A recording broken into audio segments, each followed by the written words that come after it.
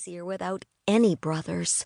If a brother bit my tail or fell down on my head or stuck a paw in my eye, I yipped or squealed. Then my mother would come to find me. She'd pick me up by the back of my neck. Sometimes I could feel the gentle bite of my mother's teeth on the nape of my neck before her mouth was even there, feel her warm breath, all in my imagination. My mother would carry me to the back of our kennel, where our bed was made of soft pillows on the floor. There she'd lie down with me, her body usually curled into a circle with me at the center. I loved lying with my mother. She was a girl dog, just like me. I could smell it.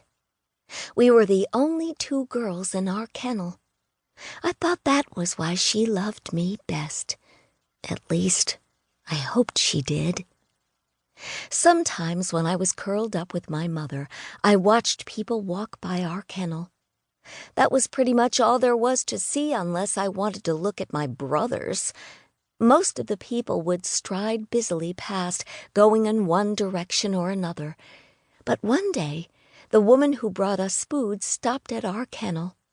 I picked up my head with interest because she had other people with her. Smaller people who moved more quickly and a bit more clumsily than she did. Young humans. Children. My nose twitched. I could smell 2 boys and a girl. The boys were bigger. The girl was smaller, just like my family. I glanced over at my brothers. They weren't paying any attention. As usual, they were piled up in a heap by a wall of the kennel. Brown brother was chewing on a toy.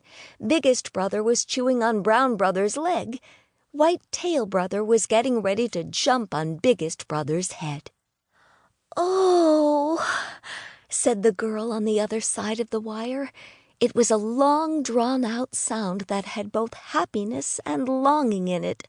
"Oh, puppies!" I got up and shook myself and scampered forward to investigate. The girl knelt down and stuck her fingers through the wire. I sniffed at them. They smelled wonderful.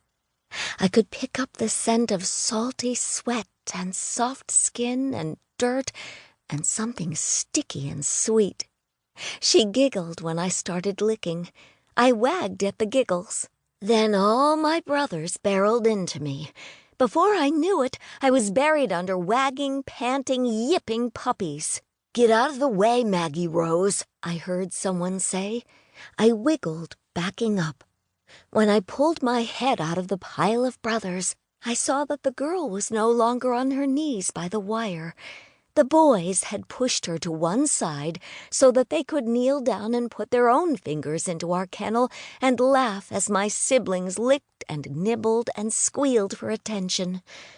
I was pretty sure that the girl was the sister and that the bigger boys were her brothers.